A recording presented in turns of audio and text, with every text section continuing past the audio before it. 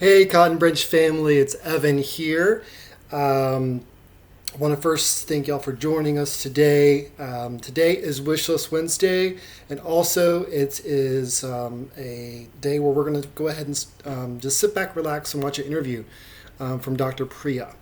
Dr. Pryia, if you'll remember, she was recently on for a separate interview about the COVID-19 epidemic. And we're going to show a video from last year when we did a Veganuary type of theme. And we interviewed different people, and Dr. Pryia was one of them.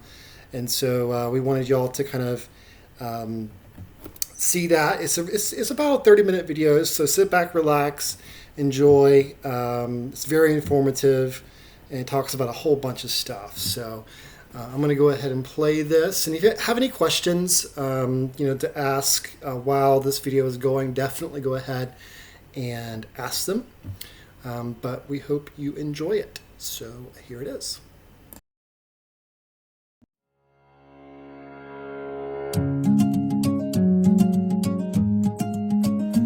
Hi everybody, we have some exciting news for Veganuary. We are doing an interview series, and we have several of them planned, and you'll be hearing those throughout January. And our first one starts today, so I want to welcome and introduce everyone to Dr. Pryia Naik. Hi, how are you doing, Dr. Pryia? I am doing great. Thanks for having me. First, I'm going to ask you basically to introduce yourself to everyone and kind of a little bit about who you are and what you do. Sure. So I am Pryia Naik, and I'm a physician. I'm board certified in pulmonary critical care and lifestyle medicine. Lifestyle medicine is a newer field of medicine that focuses on teaching people how to implement lifestyle changes to reverse chronic diseases. Okay, very cool. With the people we're interviewing this month, we're interviewing a lot of people who are vegan, and I know you are, which really interests us. How long have you been a vegan? So I don't remember the exact date. I sort of randomly picked the middle of January. I know it was sometime in January, 8 years ago. Okay. So I'm coming up on my 8-year vegan anniversary. Oh, awesome. Well, happy vegan anniversary. Thank you. What motivated you to make that change and to become vegan? I've always been an animal lover. I remember going to India in the summer and seeing stray dogs outside the temple and praying for the dogs at the temple, whereas everyone else was praying for their family and that sort of thing. So for me, it was always a big deal. My folks were vegetarian, but they allowed us to make our own decisions about food. And every single time I ate meat, which was incredibly rarely, but every time I did, I felt guilty about it. And it wasn't an external thing. Nobody was making me feel guilty. And I came to the realization as a teenager that this has to be, call it the voice of God, call it your own inner conscience. Clearly that was not meant for me. So I became vegetarian at the age of 16 in South Carolina, actually, as a matter of fact. I was going to boarding school at the South Carolina Governor's School for Science and Math. And let me tell you, Hartsville, South Carolina, not super vegetarian friendly. I don't know if that's changed any, but certainly back then. And I remained vegetarian for about 20 years. I say remained vegetarian. There were 2 or 3 times in the course of my life where I did eat a couple animal products. Like when I was in Australia for a year, I ate fish once for really dumb reasons, and I regret it. And that's always how I felt. Anytime I've ever ingested meat, particularly. I didn't really make the connection, though, with dairy and eggs until much later. I finished medical school, residency, fellowship. I'd gone to Australia to do another fellowship, and when I came back, I was reading Huffington Post, of all things, an open letter from Jamie Lee Curtis to a dairy farmer. Wow. And it was that sort of notorious dairy farmer video where the owner was body slamming calves, stomping on their heads, and just all the awful things that we know happen in the dairy industry. Not just the standard operating procedure, but the egregious abuses that go on. Right. And I remember feeling really bad about that and thinking, okay, I need to give up milk immediately. I gave up milk, and I still struggled with the cheese and struggled with the eggs. And I spent another year just sort of ignoring what my conscience was telling me. I continued to sort of do my own research, took a new job in Phoenix where I became a transplant pulmonologist. And the chief of surgery there, the chief of cardiothoracic surgery, my boss, was a vegetarian. This is a South African guy who told me I became vegetarian because I watched Food Inc. And I thought, if this guy who comes from a meat-heavy culture, and I don't come from a meat-heavy culture, he was able to give up meat, how could I not give up cheese and eggs and all the other animal products I was still ingesting? So I decided I was going to be vegan 3 days a week. Now, obviously, we know that's not a thing. Veganism is an all-or-nothing thing. It's binary. But back then I didn't know that. I thought of veganism as a diet back then. And so I started looking up recipes for how do I not eat cheese? I mean, I was the vegetarian who hated vegetables and ate cheese and bread and sauce. So basically I ate pizza, right? Like that's the kind of vegetarian I was. So what ended up happening though is the weekend that I meant to start looking up recipes, I ended up looking up blogs that had recipes, but then I'd read the blogs and I'd read why people had gone vegan. And I instead ended up watching a bunch of 3 to 5 minute clips of dairy exposés, egg exposés, things like that. And, so Friday at work, I'm vegetarian and I'm thinking I'm going to be vegan Monday, Wednesday, Friday. And by Monday, I was vegan and there was no going back. Wow. Because it just made sense to me. I will say that, Saturday night I went to bed and I said, okay, I'm done. It's clear that there's no way that eggs and dairy are, humane, no matter what you say. And then I woke up the next morning and thought, I love goat cheese. Let me Google. Surely goat cheese is okay, right? We're not treating goats badly. But of course, biology is biology, right? I mean, there's no way that a mammal is going to lactate unless you force that mammal to have a child and then take that child so that you can take the milk. Right. So once I realized that my excuses just weren't going to cut it anymore, I really just didn't see it as a choice at that point. That's awesome. What are things that you've noticed about yourself, like physically changes for the positive after becoming vegan? So it's funny that you say that because that's actually what got me started on my career towards being a vegan physician who counsels other people to go plant-based.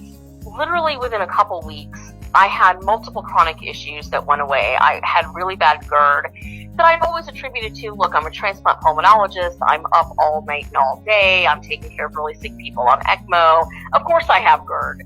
Went away within a week, even though I was on transplant call for the next 2 weeks straight and had really sick people in the ICU. I'd had migraines since the age of 5. I'd had multiple MRIs. I had tried to take preventative propranolol.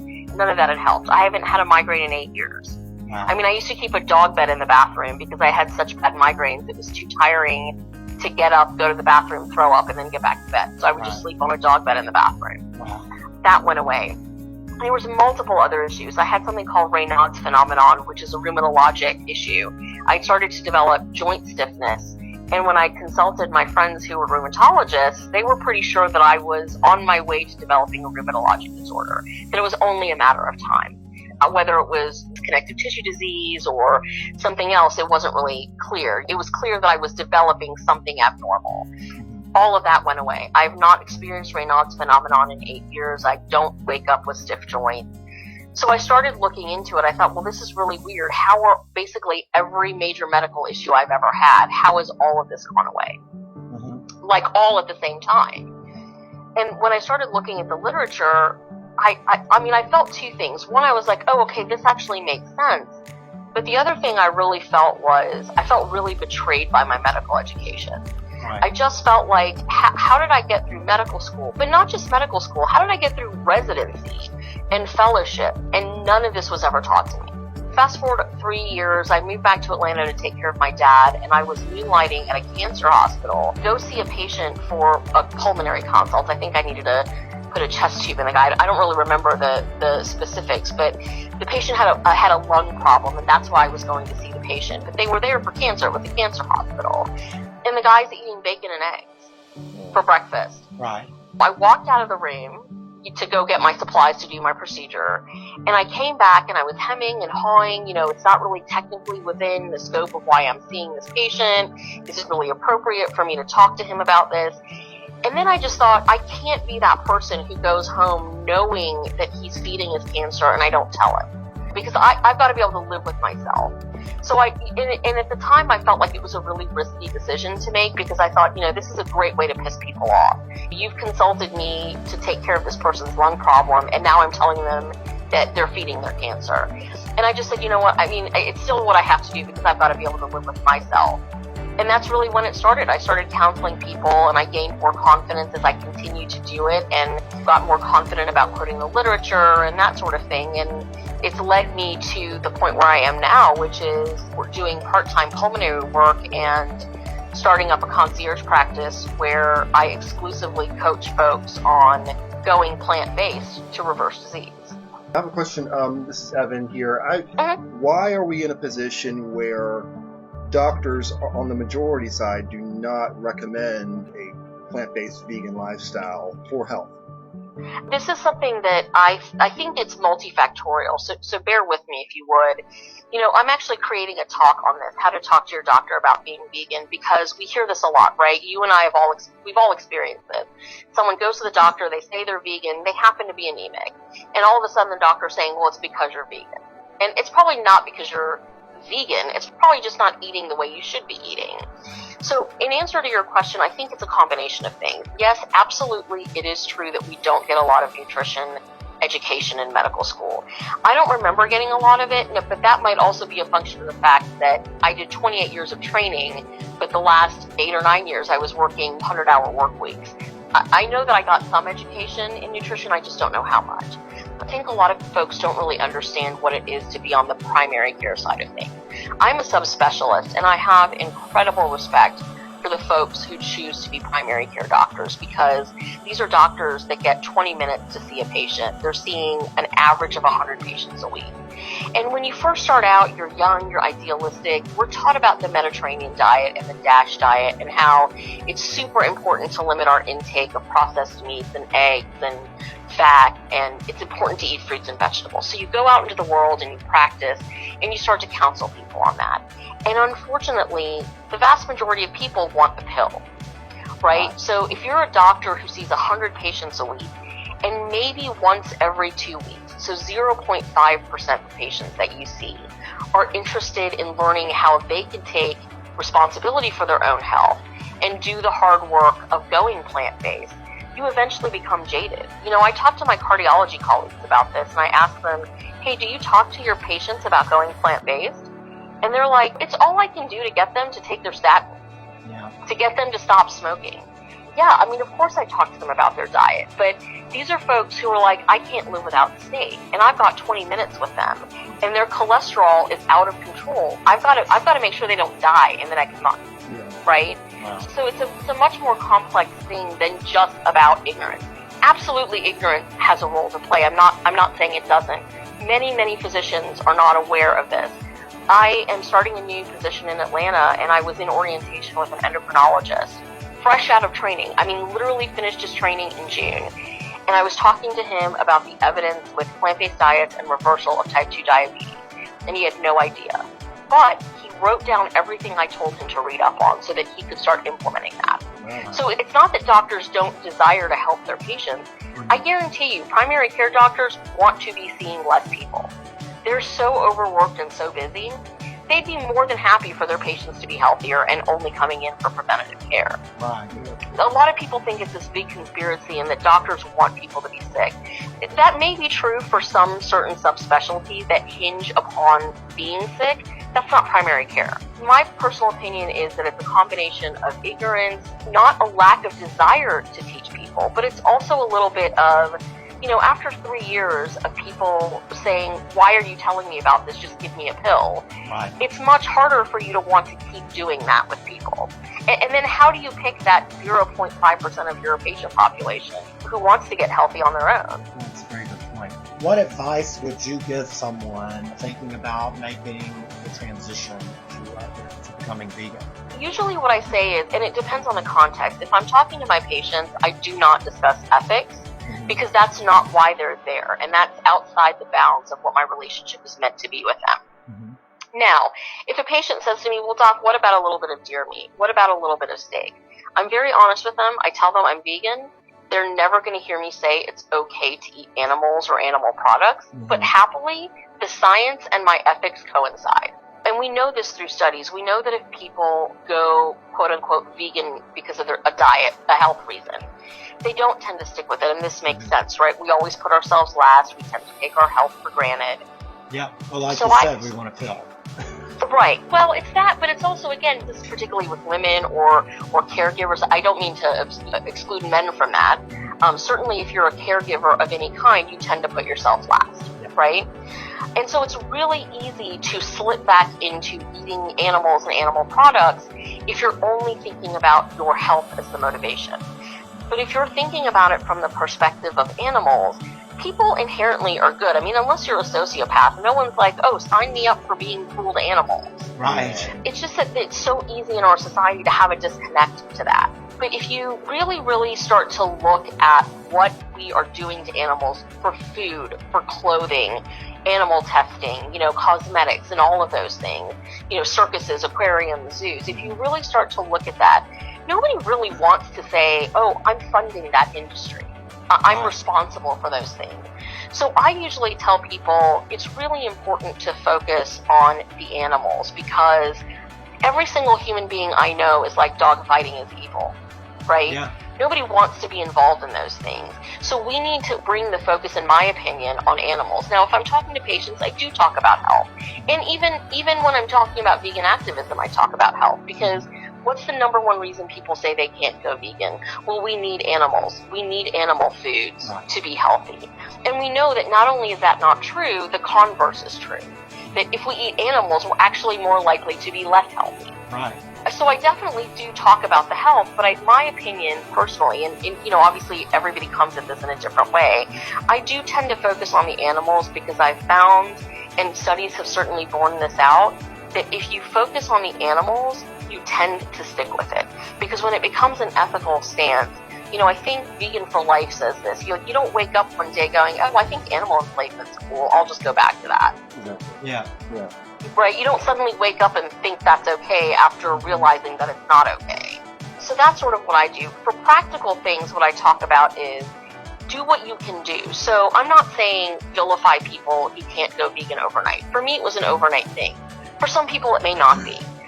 But I also tell them, you've got to talk to your doctor. Because if you've got medical conditions, you can't just say, okay, I'm going to start eating plants and then not talk to a physician about it.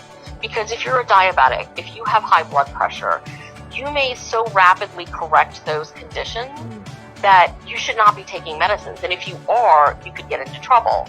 Right. But you shouldn't just stop taking your medicines without talking to a doctor either, because that could be dangerous. So what I usually tell folks is if you've got medical conditions and you're on medications for anything, you absolutely need to let your doctor know, hey doc, I'm going to go plant-based. And they can help you based on whatever medical conditions you have to sort of guide you through that. But from a practical perspective, for me, it's keeping the animals in the forefront because then everything becomes easy. If you're ever tempted, you're tired, you're exhausted, you're on your way home, you got to stop to get gas. It's super easy to get, non-vegan junk food at a gas station. When I think of the animals, it's like, I can wait 20 minutes till I get home. Well, it's funny you say that because that's always been the motivator for me. I've been in those circumstances, especially traveling a lot.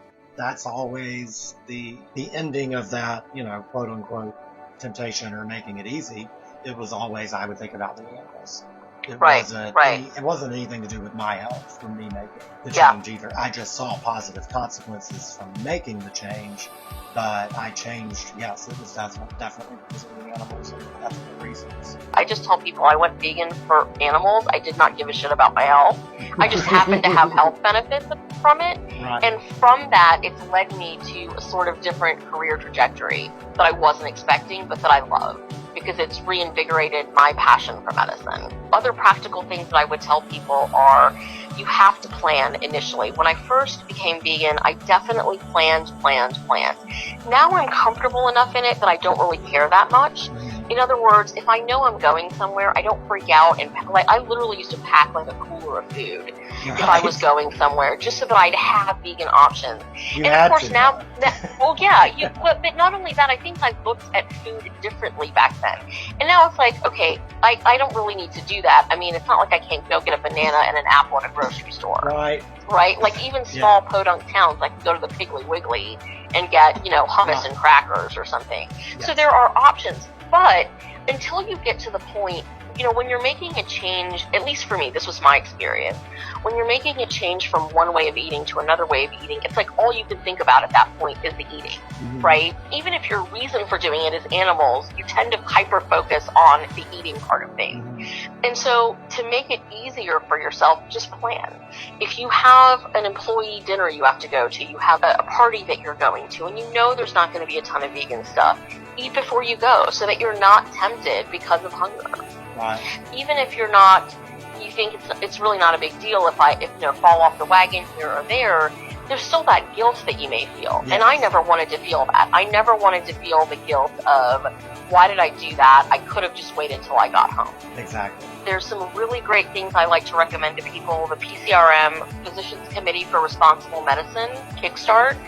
If you sign up for the 21-day Kickstart, they send you 21 days of recipes. And the new Kickstart, they actually send you shopping lists as well.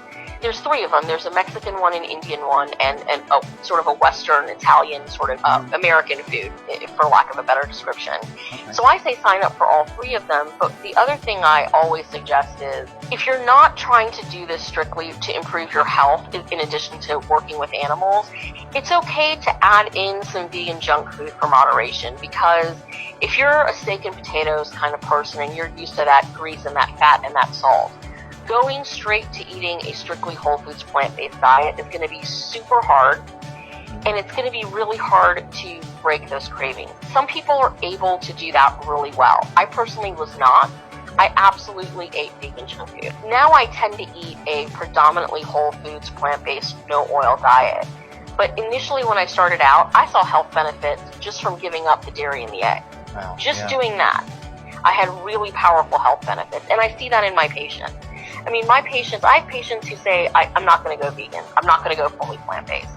Okay, fine. Well, if you're eating meat every single day at every single meal, go to 1 meal a day. Right. And you'll still see health benefits from it. And then that positive reinforcement gets them eventually to the point where they go, oh yeah, I don't actually need animal products. Right. That's what I feel like too, yes.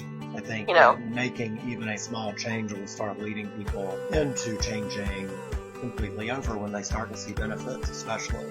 So one of the things one of my goals for this year, Cory Booker, before he was vegan, he did the SNAP challenge for himself. And I actually want to do that myself because, when I've gone into like a Food Lion or a Harris Teeter or Kroger or whatever, you can see that, you can get frozen veggies and lentils and beans on WIC. I really like to be able to show that all these foods, if you're eating the field roast sausages and the all your heart cheeses and the Miyoko stuff, that's obviously really pricey, and it certainly increased your grocery bill. But I found, for me, particularly going whole foods plant-based, my grocery bill is negligible now. And there are certain things that I do to keep it down. So I buy frozen veggies because, number one, I don't want the veggies to spoil, and when I tend to buy fresh, if I get busy, they can sometimes spoil in my fridge, and then I'm just wasting the food. So I always keep frozen greens and frozen cruciferous veggies like broccoli on hand. And I sneak those things into everything possible. So if I'm making a soup and the soup recipe doesn't have greens in it, I throw frozen spinach in there. So it's a way to get healthy. It's a way to bulk up the food. But if I'm buying something processed, it's more of a seasoning. It's not the main event. So if I'm eating something, with veggie sausage in it, the veggie sausage is not the main event. The veggies and the grains are the main event. And then the sausage is sort of a seasoning. So it also keeps my bill down, but it allows me to still get a taste of those things that I really like to eat. Obviously, this does not pertain to folks who live in what we call food deserts, right? I mean, that's a whole other level of issue that is not going to easily be solved. When we talk about veganism being affordable, it does not include folks who literally live in places where they don't have access to food. So this is really pertaining to other people. I have friends who live below the poverty line, and they're able to be vegan. They're able to make ends meet, and I've asked them about this, and it's certainly a challenge, of course, but what they have found is when they go to the grocery store, they go buy the things that are on sale. Things don't have to be organic. There's this tendency, I think, with my patients as well. They'll say, but doc, I can't really afford organic veggies. Mm-hmm. And my response to that is, I live in Atlanta, so, they filmed The Walking Dead here. And so the analogy that I use is, if you're in a river on a boat, it doesn't make sense to be worried about the walkers on the banks of the river. You should be worried about the walker that's climbing into your boat right now, right? The walker that's climbing into your boat is the toxins and the carcinogens that you're ingesting in animal products. Right. So I'm not really worried about whether you eat organic or not. In a perfect world, if you could afford to eat the Dirty Dozen organic at a bare minimum, great. But you're going to see so much health benefit just from getting rid of the animal products from your plate that you don't need to worry about the organic right now. Right. Because I think that's just an added level of complication. Yes. And so that's another thing that I try to focus on is from an affordability standpoint. I mean, I don't know how much meat costs, but it's fairly expensive, isn't it? I mean, obviously if you go to a dollar menu at McDonald's, I would argue that that's not actually meat, what you're eating. But if you're actually getting meat at a grocery store, that is certainly more expensive than a bag of uncooked lentils. That'll last you certainly longer. Absolutely. And I have looked at things like that just to get an idea. I mean, even looking at, like a pound of veggie grounds versus ground beef. Right. It is not a big difference, even if you're buying what they would call the bad, the cheapest of the ground beef. Right. It's still not much more expensive to get the veggie grounds, and if you're buying what they would consider premium, it's pretty close, or even less to buy the veggie grounds. So, I even view it, even some of those products, it's really not that much more expensive, or sometimes less, if you're getting, what they would call quote-unquote quality. So, I feel like when I went vegetarian first, then my bill actually went down some. And then when I went vegan, I did not see enough of an increase that it was noticeable to me. Right. And when I see we're spending more is, yes, when we are buying some of the fancy products. But when we're not, no. I mean, I could eat, like you said, lentils and things like that can provide you everything you need. The frozen vegetables, we do a lot of those. You can go so cheaply.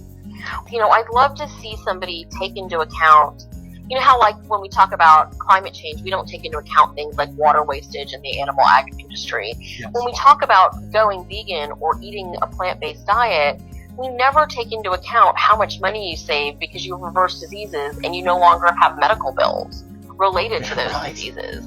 Now, that doesn't necessarily pertain to young people, although with the rise in childhood obesity and childhood diabetes and those sorts of things, and childhood cancers and those sorts of things, there's still probably a financial benefit to that. It's kind of like when I talk to my patients about, smoking, and, I've got a patient who comes in and they say they can't afford their medicines, but they're smoking. I make them calculate how much they spend on cigarettes. Right. So if you calculate how much you're spending on gas to the doctor and your co-pays to the doctor and your medical bills at the hospital and your daily medical regimen. My dad had heart disease and was on an insane number of medications. The cost was so exorbitant that we would get those medicines from India when family would come from India to see us because, it was like $1,200 a month for certain of his medications, Once he stopped needing those medicines, it was a huge burden, a huge financial burden that was gone. And not just the financial burden, but the quality of life burden, right? I mean, we know that even if you have well-controlled diabetes, right? So your A1C is great, your sugars are great, you've lost weight, you don't need to take any medicine. The fact of the matter is having perfectly well-controlled diabetes does not in any way decrease your risk of vascular complication. Wow. At all. You are still headed down the road of atherosclerosis and potentially peripheral vascular disease and strokes and heart attacks and what some people call type 3 diabetes, which is Alzheimer's. Wow. So wouldn't it just be better to not have the diabetes? Right. Yeah. Now that's, of course, not available to everybody. Unfortunately, some folks with type 2 diabetes, their pancreas is burnt out, and they'll always need insulin. But if you can be on a lower dose of insulin, given the rising, ludicrous, obscene cost of medicines in this country, then that still is a financial benefit to you and a health benefit to you. Right. And I know you had mentioned to me another really interesting point that you make to patients sometimes when they're having difficulty making that change. Yeah, sometimes I'll have patients come in and they're trying and they're sort of getting there. But as we said earlier, sometimes when we do things for our own health, we put ourselves last. And so we struggle when it's just about us. And in that situation, I'll often encourage patients to find a secondary motivation. And that motivation can be anything. It can be indirectly related to their health. Maybe they want to see their grandson graduate from college, or they want to see their daughter get married. So those are motivations. But maybe they're a person of color, and we all know that the animal agribusiness industry is incredibly racist. Maybe they're a feminist, and we all know that the animal agriculture industry is predicated entirely on the exploitation of the female reproductive system. Right. So there are any number of reasons to be against it, right? Maybe someone is a civil rights activist, and they can make that connection between the oppression of vulnerable human populations to the oppression of vulnerable non-human populations. So occasionally I will bring in other reasons if folks are struggling, but as I tell my friends and my colleagues when they ask me why I'm vegan, honestly the answer is there's literally no good reason outside of I like the taste of something, and to me that's just not a good reason. Exactly. Yeah, no, I agree. How can people connect with you? Do you have an Instagram account _the Veg Doc? Thank you so much. Thanks for having me. Oh, thank you. So if you want to get in touch with Pryia, you definitely, I would say, follow her on Instagram. Thank you once again, and we will talk to everyone soon. Hey everyone, hope y'all enjoyed that video. That was Dr. Pryia Naik, and she is based out of Atlanta. And we've known her for years, and we just did a recent interview about a week ago. And if you didn't catch all of it, once we stop the stream, you can kind of go back and watch everything. But I thought it was pretty good information. Hey Esther, she says hello from New York. We hope everyone's having a great afternoon. But I'm not going to keep this video too long, but I do want to mention that today is the last day for Wishlist Wednesday. We have an anonymous donor who is matching up to $500 worth of purchases on our Amazon wish list. And so I included that in the description of this video. And you can go ahead and check it out. It's good till midnight tonight. So we hope y'all take a look at that link. And we also hope y'all have a great day. So we will talk to y'all soon. Bye, y'all.